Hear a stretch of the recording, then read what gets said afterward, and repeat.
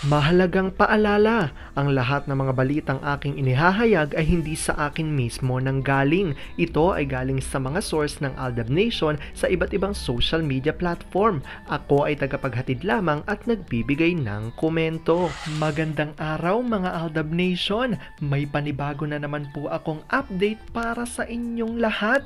Pero bago natin ito umpisahan ay huwag niyo munang kalimutan na mag-subscribe sa aking YouTube channel at i-click mo na rin ang katabing bell button para maging updated ka sa mga latest videos na i-upload ko. At kapag umabot na ng 100,000 subscribers ang aking channel, ay may sorpresa ako para sa inyong lahat. Alam kong excited na kayo, kaya naman ngayon, umpisahan na natin ang ating kwentuhan. Ang pag-uusapan natin ngayong araw na ito kung saan kahit nga raw gaano katayo ay bagsak na ang TVJ, huwag mag-alala dahil iniisip ng Maychard ang mga ADN kahit na hindi nagsasalita ang mga ito sa kabila ng mga issue. Nilangaw naman ngayon ang pelikula ni Atay, tila paraan daw ito ni Karma.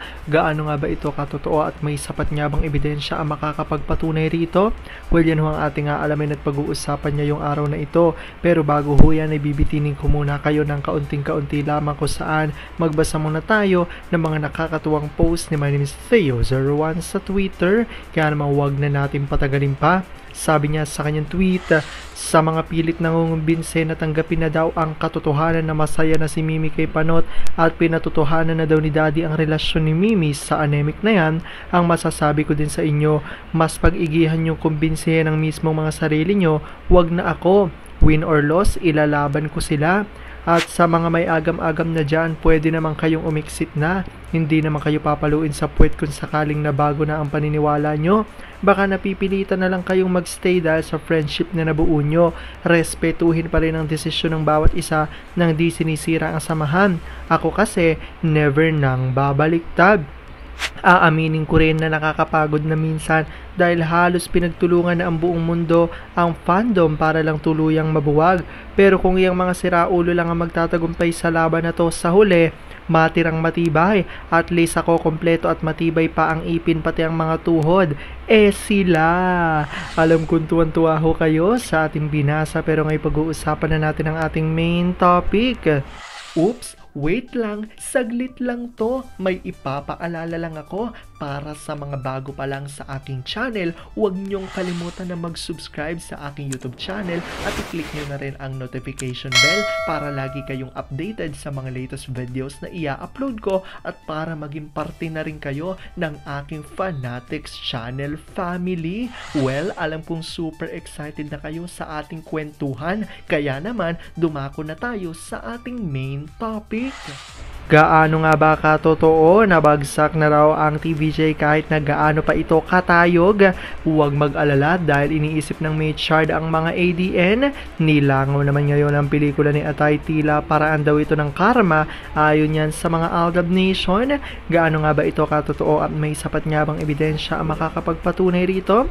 Well, yan ang ating aalamin at pag-uusapan ngayong araw na ito. Kaya naman huwag na natin patagalin pa. Unang-una na nga dyan sa tweet ni Vampire 2019 at sabi niya rito, sabi nga sa akin noon, kahit ang napakatayong na bundok kayang papatagin ng konting ambon lang, pero tuloy-tuloy ang buhos. Institusyon lang ang ibig ng TVJ, lahat may hangganan, kinalaban kasi ang matatapang nalanggam. Hindi ka panipaniwala na wala ng TVJ sa EB tape. Paraan lang yun ni Karma na kusa silang umalis. Sila pa ang nagmamagaling sa nagpapasweldo sa kanila. Tandaan nila may curse ang pangalan. Ito ang tandaan natin, pinapahalagahan ng bibis ang fandom at hindi nila gusto saktan ang damdamin natin na walang ginawa kundi mahalin sila. May nagsabi nga, hindi nila hawak ang kalakaran ng showbiz. Ang lahat ng nangyayari ay sisisi sa parehong sakim na financer. After ng echo-echo, nasa na si Dalmatian? Pumantay na ba ang balat? Ang pangalang Merida Storm tugma talaga sa kanya. Gumaling na kaya ang nararamdaman na sakit sa likod? I wonder. May maipagmamalaki bang parangal after ng nilangaw niyang pelikula? Buti pa si JLC, tahimik nag-best actor pa. Inuna pa kasi ang mga ganyan sa tungkulin bilang mambabatas. At sabi naman ni Gabriela Asaya Gaya, tama. Ang mayabang, hindi marunong lumingon sa pinanggalingan. Nasaan na ang tatlong pupulutin? Hindi na kayo sikat, mga ulol, at walay ng mga toilet jokes nyo. Puro kasinungaling ang pinagagagawa ng mga ulol. Evil never wins. Ayan nga ang ilan sa mga sinasabi ng mga Aldab Nation na tila bagsak na raw ang TVJ kahit gaano pa ito katayog, dahil ayon sa kanila ay hindi raw totoo at drama-drama lang ang pagkalas ng TVJ sa tape. Pero hanggang ngayon daw sila ay magkakakampi pa rin ayon yan sa mga Aldab Nation. At ngayon naman daw tila paraan nga daw ito ng karma, dahil pati si Atay ay nilalangaw ang mga pelikulang ginagawa. Kaya naman paalala, huwag daw mag-alala dahil iniisip pa rin ng Maychard ang mga Aldab Nation kahit natahimik sila sa mga oras na ito. Alam kong dahil dito marami sa inyo mas lalo ngayong kumakapit at naninindigan na Aldab Maychard is real. Pero sabi nga natin na kahit na ano pa man na maging desisyon ni na Alden at Maine sa kanilang buhay, karera at buhay pag-ibig, ay kailangan natin silang suportahan at kailangan natin itong tanggapin ng buong buo dahil yon ang kanilang deserve. At yan nga ho ang aking update for today's video.